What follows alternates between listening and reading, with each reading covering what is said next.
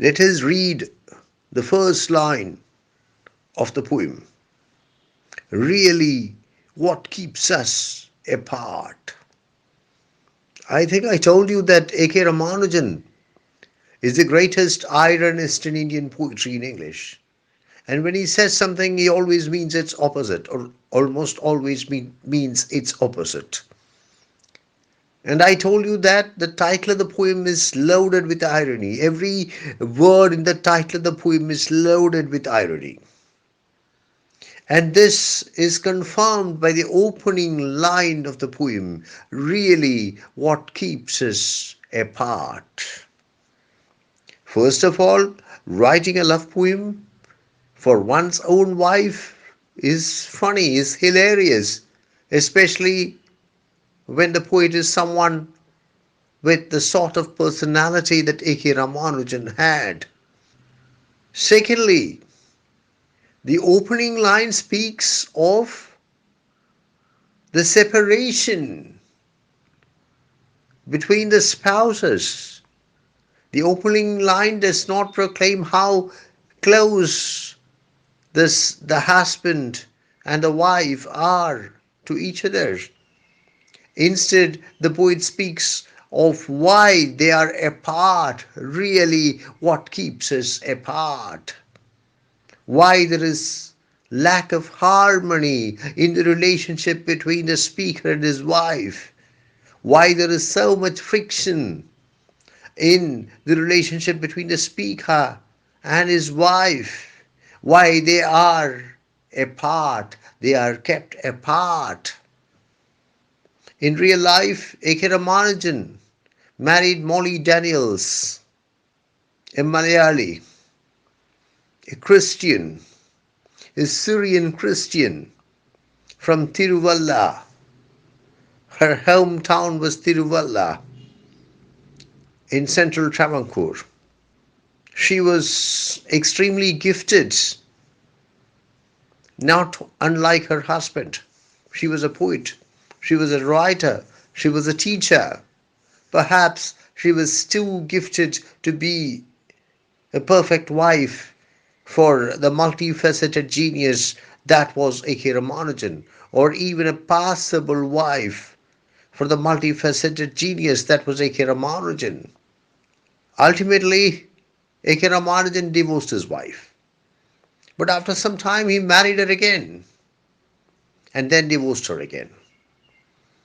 A rare instance of a man divorcing the same woman twice. As I said, Molly Daniels was a Malayali Assyrian Christian from Tiruvalla. And I think the town of Tiruvalla is mentioned in A.K. Ramanujan's poem Small Scale Reflections on a Great House. Why did A.K. Ramanujan marry Molly Daniels in the first place? Was he madly in love with her? Were A.K. Ramanujan and Molly Daniels madly in love with each other? I'm not very sure. But I think this act of A.K. Ramanujan can be seen as an act of revolution.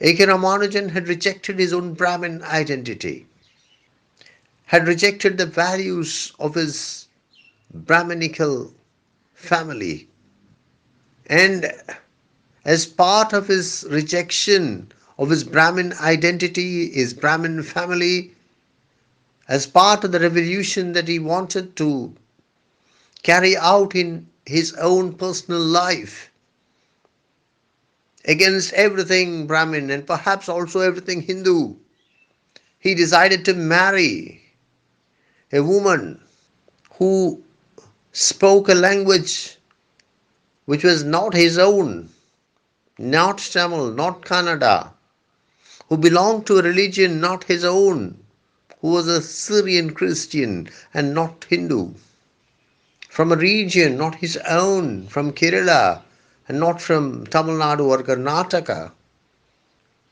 I think that A.K. Ramanujan felt that by marrying Molly Daniels, he was making a statement against his own Brahmin identity.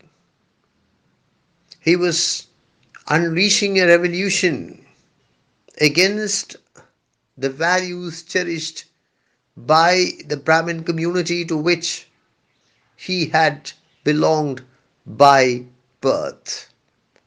Really, what keeps us apart at the end of years is unshared childhood. What a marvelous beginning.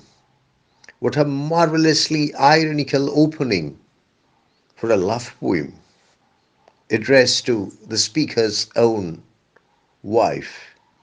The poet tries to explain why, at the end of years, at the end of the day, the speaker realizes that there is so much disharmony in his relationship with his wife, why they are apart. Really, what keeps us apart at the end of years, at the end of the day, is unshared childhood. Unshared childhood. There is nothing in common between the childhood of the speaker and the childhood of his wife. That is the problem. Your life is a superstructure built on the basement, built on the foundation of your childhood.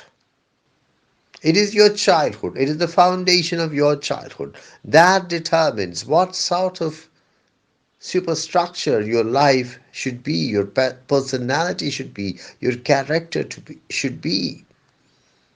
And in the present case, the speaker and his wife, having unshared childhood, realize that they are more apart than together. Really, what keeps us apart?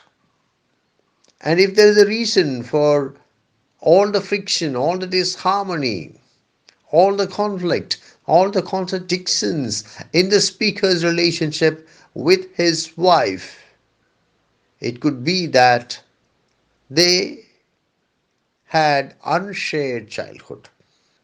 They had nothing in common with each other with respect to childhood. The childhood of the speaker was not shared by him with his wife.